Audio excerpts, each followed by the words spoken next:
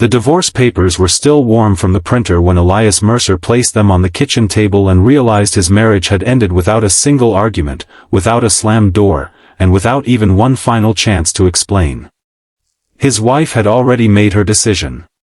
She stood across from him in the bright afternoon light, calm and strangely distant, while Elias stared at the signature at the bottom of the page. For 11 years, he had believed that a home was something two people protected together. That afternoon, he learned that sometimes one person can quietly stop protecting it long before the other realizes it is already gone. Elias did not shout. He did not beg.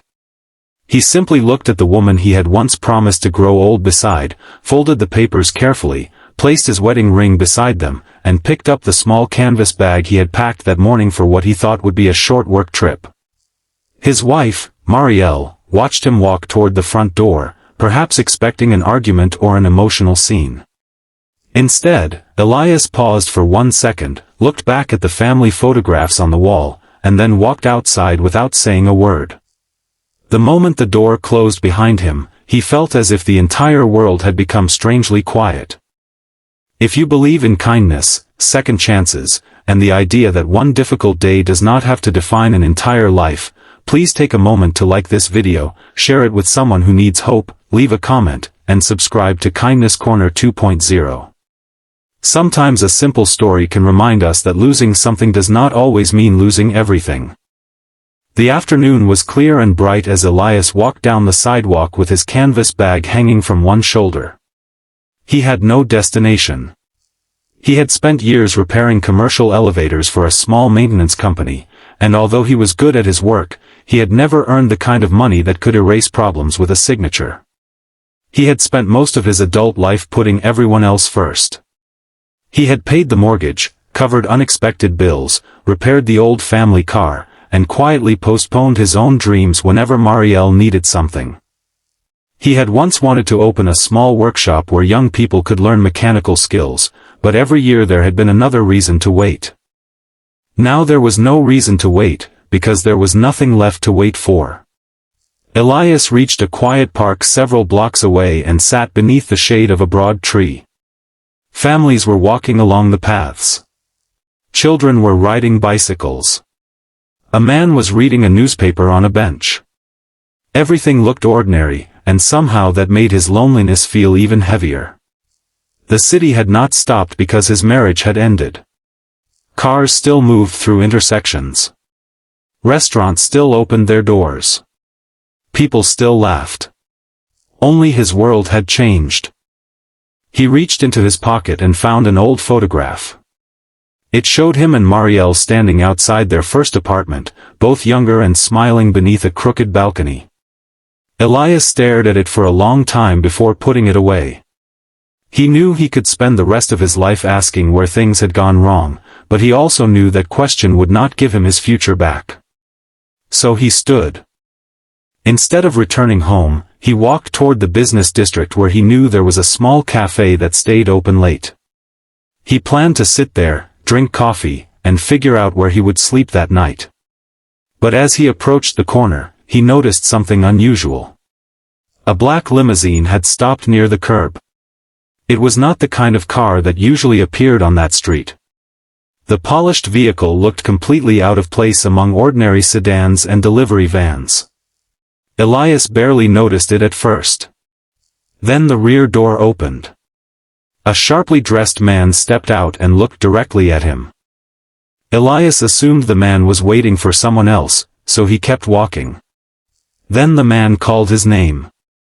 Elias stopped. The stranger approached with a respectful expression and introduced himself as Conrad Vale, executive director of a private investment company owned by billionaire Adrian Bellamy. Elias recognized the billionaire's name immediately. Bellamy was known for building one of the largest engineering and infrastructure companies in the region. But Elias had never met him. Conrad explained that Adrian Bellamy had been trying to locate Elias for several weeks. Elias almost laughed. The timing seemed absurd. His marriage had ended less than an hour ago, and now a billionaire's representative was standing in front of him as though his life had suddenly entered another story. Conrad handed him a sealed envelope. Inside was a letter with Adrian Bellamy's signature. The billionaire explained that 3 months earlier, one of his company's major elevator systems had experienced a serious technical failure. Several engineers had inspected the system, but none could identify the underlying problem. A junior technician eventually found an old maintenance report containing Elias's handwritten observations from years earlier. Elias had worked on that building when he was younger. His report had warned that a specific component design could create a dangerous chain reaction under certain conditions. His recommendation had been ignored at the time because replacing the system would have been expensive. Adrian had recently discovered that Elias's warning had been correct. More importantly, Adrian had learned that Elias had developed an inexpensive modification that could improve the system without replacing the entire structure. He wanted Elias to lead the project. Elias stood beside the limousine reading the letter again and again. He couldn't understand why someone with billions of dollars would care about an ordinary maintenance worker. Then he reached the final paragraph. Adrian Bellamy had written that he was not offering Elias charity. He was offering him an opportunity because his knowledge had value. That sentence stayed with Elias. For years, he had been treated as though his sacrifices were simply expected. He had become accustomed to being useful but unnoticed. Now, on the worst afternoon of his life, a stranger had reminded him that his abilities still mattered. Elias accepted the invitation. The next morning, he entered Bellamy Engineering's headquarters wearing the only clean suit he owned. The building rose above the surrounding streets, covered in glass and steel. Employees moved quickly through the lobby, carrying tablets and folders.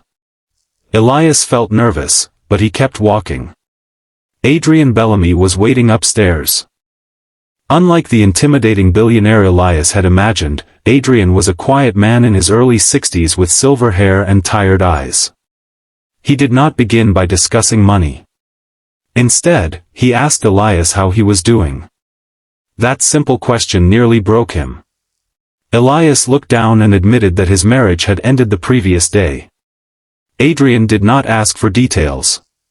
He simply told Elias that sometimes life removes a person from a place because they have spent too long believing that place is the only place they belong. Those words became the beginning of something neither man expected. Elias spent the next several weeks leading the engineering project. He worked beside young engineers who initially doubted him because he lacked their degrees and corporate titles. But when they saw him examining machines, tracing vibrations, listening to sounds others ignored, their attitude changed. Elias could understand machinery almost like a language. Within days, he discovered a flaw that had been overlooked by multiple teams. He designed a practical solution that saved the company millions of dollars and prevented months of construction delays. Adrian was impressed. But Elias was not interested in becoming famous. He wanted to build something useful. He told Adrian about his old dream of creating a training workshop for young people who could not afford expensive technical schools. Adrian listened carefully. A month later, Adrian offered to fund it. Elias refused at first. He did not want anyone thinking he had been rescued. Adrian smiled and explained that there was a difference between being rescued and being given a door to walk through. So Elias accepted. The workshop opened 6 months later in a renovated industrial building. Young apprentices learned electrical systems, mechanical repair, safety procedures, and practical engineering. Elias became their mentor. And something unexpected happened. He began smiling again. He stopped measuring his worth by whether someone wanted him at home. He began measuring it by the people whose lives became better because he showed up. One afternoon, nearly a year after the divorce, Elias was standing outside the workshop when a familiar car pulled to the curb. It was Marielle. She stepped out slowly. She looked different, not because she had changed physically, but because the confidence she once carried had disappeared. She had heard about Elias's success. She had heard about the workshop. She had heard that the man she had once considered ordinary had become one of the most respected technical leaders in Adrian Bellamy's organization. Marielle apologized. Elias listened.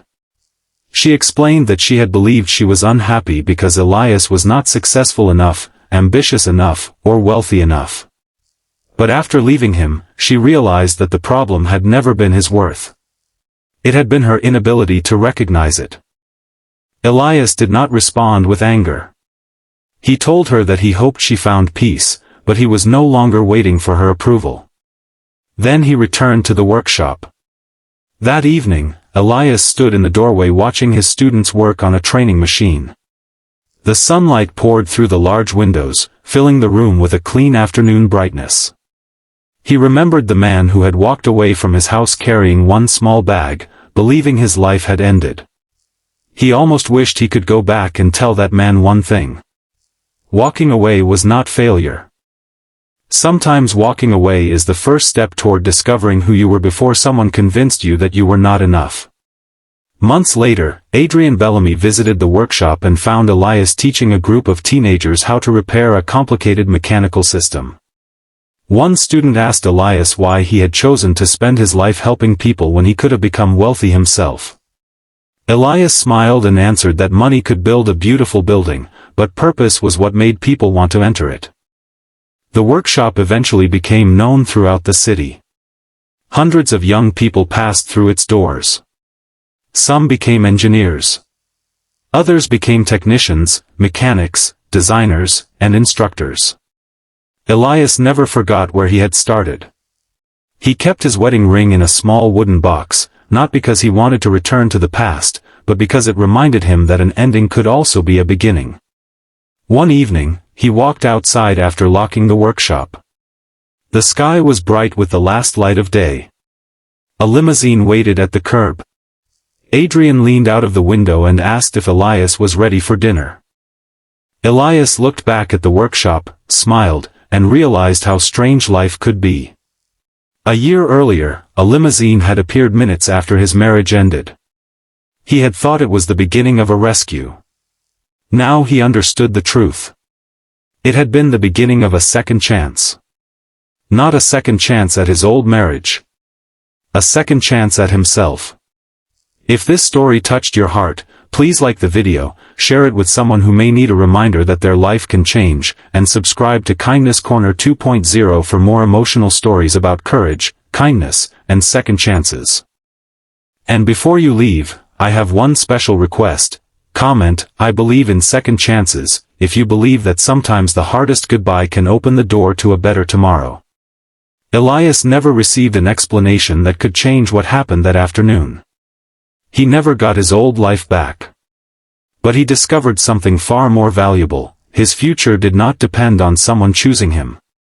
Sometimes the greatest chapter of your life begins the moment you quietly close the door on the chapter that no longer belongs to you. And sometimes, just minutes after you think everything is over, life is already pulling up with a new beginning waiting outside.